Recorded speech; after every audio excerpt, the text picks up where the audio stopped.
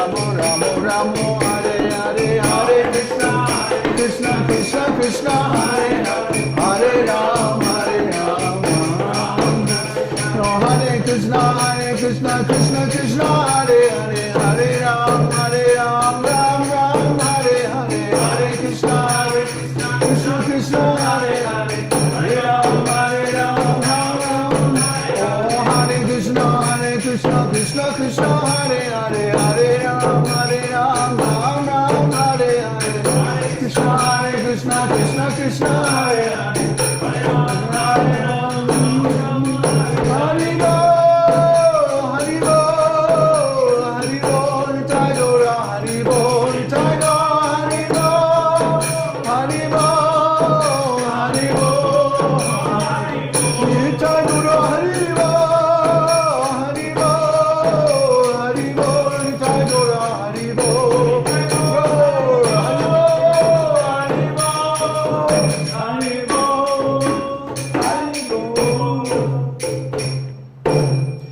Premanandi, Haribo.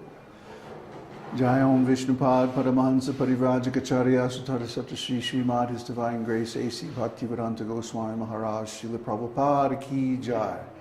Anantakoti Vaishnav Vrinda Ki Jai. Namacharya Srila Haridas Thakur Ki Jai. Prem Shri Gaho Shri Krishna Chaitanya Prabhu Nityananda Shri Advaita Gadadhar Srivasadi Gaur Bhakta Vrinda Ki Jai. Shri Shri Radha Krishna Gopa Gopinath Shai Mukund Radha Kund Giri Govardhan Ki Jai. Shri Vrindavan Dham Ki Jai. Shri Mayapur Dham Ki Jai. Shri Jagannath Puri Dham Ki Jai. Shri Jagannath Swami Baladev Subhadra Ki Jai. Gaur Premanandi Haribo. All glories to the assembled devotees. Hare Krishna. All glories to the assembled devotees. Hare Krishna. All glories to the assembled devotees. Hare Krishna. All glories to Sri Guru Gauranga. All glories to Srila Prabhupada. Namo Om Vishnupadaya Krishna Prishthaya Bhutale Srimati Bhaktivedanta Swami Shamane Namaste Saraswati Deve Gauravani Pacharne Nirvishesha Shranyavadi Paschatya Shitarne.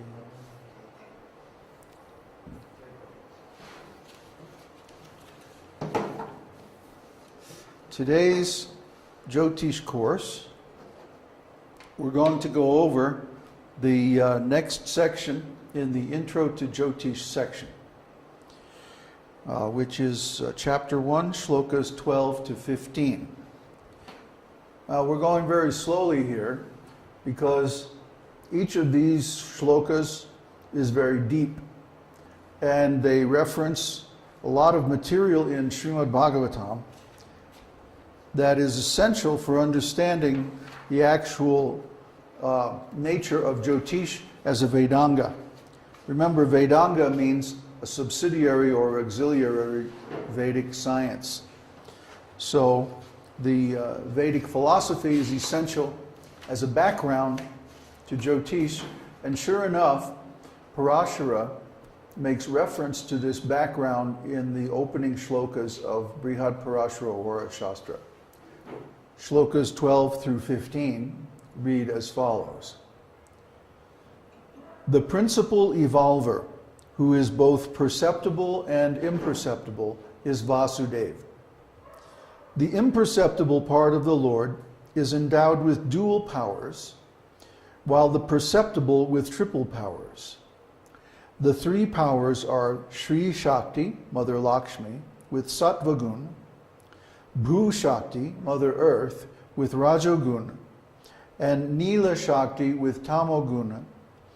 Apart from these three, the fourth kind of Vishnu, influenced by Shri Shakti and Bhu Shakti, assumes the form of Sankarshan with Tamoguna, of Pradyumna with Rajoguna, and of Aniruddha with Sattva Guna. So this makes reference to a context which is not directly stated, at least not in Brihad Parashara Hora Shastra, but it's discussed extensively in scriptures like Srimad Bhagavatam and Chaitanya Charitamrita. And this is the Vedic ontology. Now, Vedic ontology is the only ontology or background science in the whole world that is actually transcendental. If you look at any of the other spiritual and religious traditions in the world, I don't care whether it's the ancient Egyptian or the Christians or the Jews or the Islamic or even the Buddhist, the Tibetans, and so, well, not the Tibetans. The Tibetans also use the Vedic ontology, believe it or not. But all the other Buddhist traditions have a different ontology, which is not transcendental at all. Well, what do you have to have in order to have a transcendental ontology? An ontology, by the way, if anyone is not clear about that, it means like a catalog of what is possible to exist. A list of what exists. That's a very simplistic definition, but it'll do for now. So one of the keys to having a transcendental ontology is that there must be a spiritual world, a transcendental existence that is separate, independent, and actually more real or more existing than the material world. This material world is based on time. Therefore, everything here is temporary. It comes into existence at a certain point, exists for a period of time, and then disappears or turns into something else. But the spiritual world is eternal. That means no beginning, no end. It never comes into being, and it never disappears from existence. It's always existing. And the causes of our temporary material existence are to be found in the spiritual world. Therefore, the Vedic ontology gives the background to the existence of the material world that we're in right now, that shows that it's actually an outgrowth or reflection of the spiritual world. Everything that's here in the material world is originally in the spiritual world. But when that is reflected in the material energy, then we get the phenomena of the material world.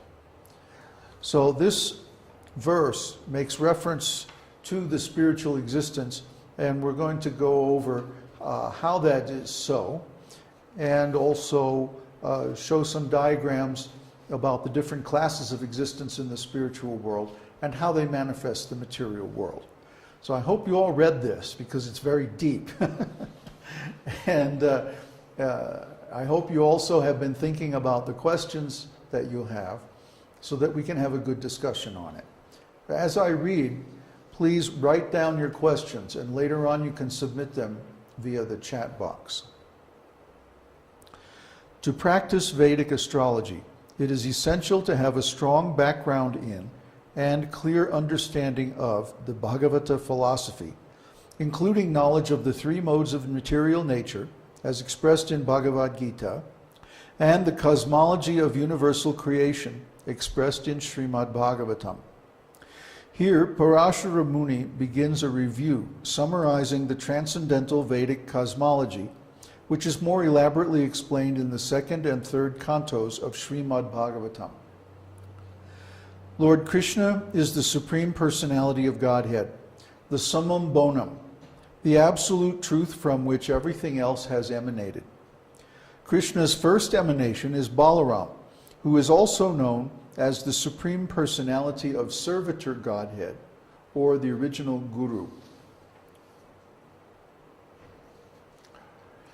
Sarvavatari Krishna Swayam Bhagavan, Tanhara Dvitiya Dehe Shri Balaram, Eka Isvarupa Donhe Binna Matrakai, Adya Kaya Vyuha Krishna Leela Sahai. The Supreme Personality of Godhead, Krishna, is the fountainhead of all incarnations. Lord Balaram is his second body. They are both one and the same identity. They differ only in form. He is the first bodily expansion of Krishna, and he assists in Lord Krishna's transcendental pastimes. Chaitanya Charitamrita, Adi Leela 5:5.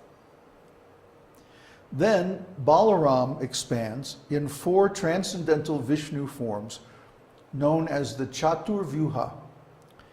Sankarshan, Basudev, Aniruddha, and Pradyumna. Basudev expands again to the second Sankarshan form. Then the expansion of Mahavishnu or Narayan emanates from Sankarshan. This is the second quadruple expansion from Narayan. Se paravyome nayanera charipashe dvarakara chaturvyuhera dvitiya prakashe Vasudeva Sankarshan Pradyumna Aniruddha Dvitiya Chaturvyuha Eturiya Vishuddha. In that spiritual sky, on the four sides of Narayan, are the second expansions of the quadruple expansions of Dwaraka. Vasudev, Sankarshan, Pradyumna, and Aniruddha constitute this second quadruple. They are purely transcendental.